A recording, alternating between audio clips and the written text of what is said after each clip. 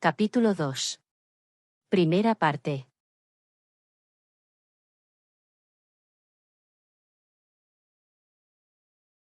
En la cima de la Dama Blanca. Existe un sencillo altar, donde acuden peregrinos de toda Sanaris a realizar sus ofrendas al final de la primavera. Fragmento del libro, Lugares famosos de Sanaris. Autor, Nalen Tirko.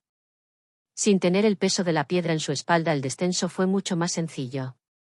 Pero le llevó toda la mañana llegar hasta su campamento base situado a la orilla de un lago de pequeño tamaño que los lugareños llamaban la Poza Helada, aunque en contra a lo que indicaba su nombre, sus aguas eran termales, por lo cual siempre estaban dispuestas para el baño.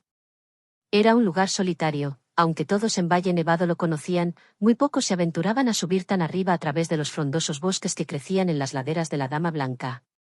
La primavera avanzaba y el clima empezaba a ser más caluroso. Agnoruk recordó cuando era un niño y corría a través de estos montes totalmente desnudo siguiendo el curso del río del Dragón, cuyo nacimiento era la Poza Helada. Descendía hasta llegar a una formación rocosa que dominaba el camino hacia Valle Nevado, su nombre era el Dragón de Piedra. Según contaban en Valle Nevado, hace mucho tiempo la piedra fue un terrible dragón que un mago convirtió en roca, ahora vigilaría la entrada a Valle Nevado hasta el final de los tiempos. Una idea se le pasó por la cabeza, se quitó la ropa y empezó a correr río abajo con celeridad. Mientras saltaba de roca en roca siguiendo el curso del agua recordaba los buenos tiempos de la infancia antes de que las cosas se complicaran. Aquellos lejanos años, cuando la vida solo era levantarse día tras día para entrenar y jugar con sus pocos amigos. Muchas aventuras vivieron por esta zona, el trayecto se le hizo mucho más corto que lo que él recordaba y allí estaba el gran dragón de piedra. Agnoruk se lanzó corriendo hacia él y de un imponente salto golpeó con su pierna la cabeza del dragón, quien impasible como siempre recibió el impacto mientras el semiorco caía al suelo. Agnoruk se incorporó lentamente celebrando su victoria como cuando era niño, eso sí a diferencia de entonces, decidió desaparecer rápidamente del camino por si algún viajero lo veía desnudo. La bajada fue divertida, la subida no tanto. La ascensión hasta la poza se hizo un poco larga. Cuando faltaban unos pocos metros para llegar al campamento, detectó un aroma inconfundible, lobos blancos de las montañas. Después de un largo invierno estaban hambrientos, al contrario de lo que muchos piensan suelen ser muy silenciosos cuando quieren acorralar a una víctima. Agnoruk apuró el paso, debía llegar al campamento donde al menos tenía un cuchillo para poder defenderse, pero los lobos eran listos y le cortaron el camino. Apareció enfrente suya un enorme lobo blanco que debía ser el líder de la manada, al mismo tiempo le rodearon 5 lobos más. Agnoruk sabía que retroceder o intentar escapar era su sentencia de muerte, fijó la vista en los ojos del gran lobo blanco y se acercó lentamente. El animal le mostró sus enormes colmillos, pero el semiorco no se amilanó e hizo lo mismo, unos grandes colmillos, que nada te que envidiar a los del lobo, aparecieron para enfrentarse a su rival.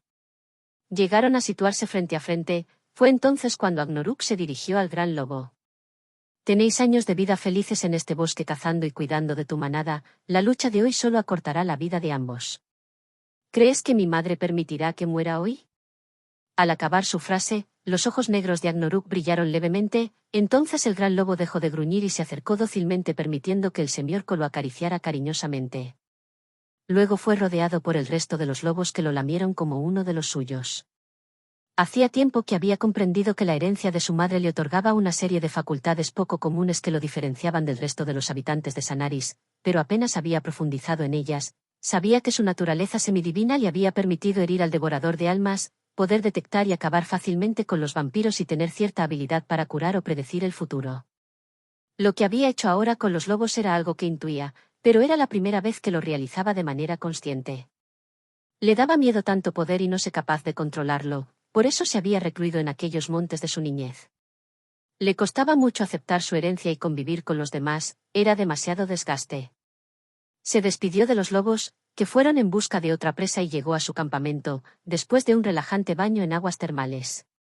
Cenó un poco de carne seca de serpiente marina con té negro amargo y finalmente durmió bajo la vigilancia de las 2 lunas y la estrella Astabaran que empezaba a brillar en el cielo, indicando la llegada del verano. Los recuerdos se agolparon en la mente del semiorco hasta quedarse dormido.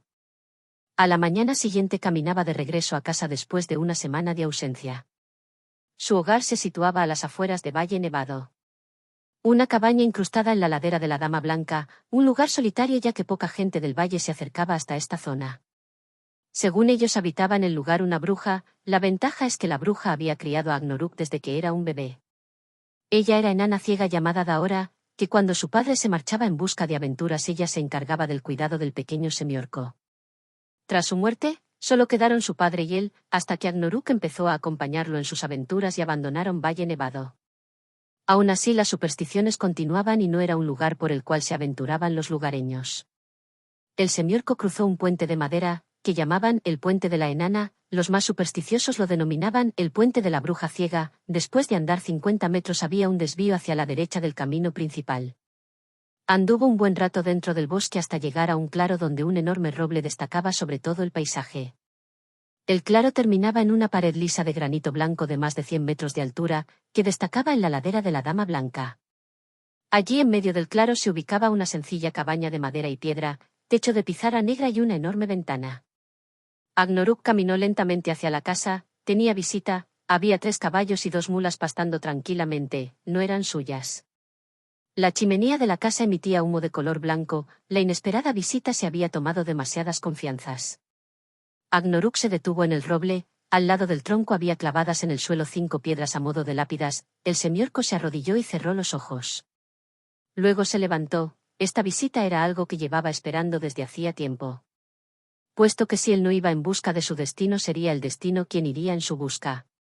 Cérberes llegó corriendo hasta donde estaba el semiorco, las 2 cabezas del perro lamieron a Agnoruk con alegría, que fueron correspondidas por unas caricias de parte del semiorco, aunque desde luego no había protegido muy bien la cabaña.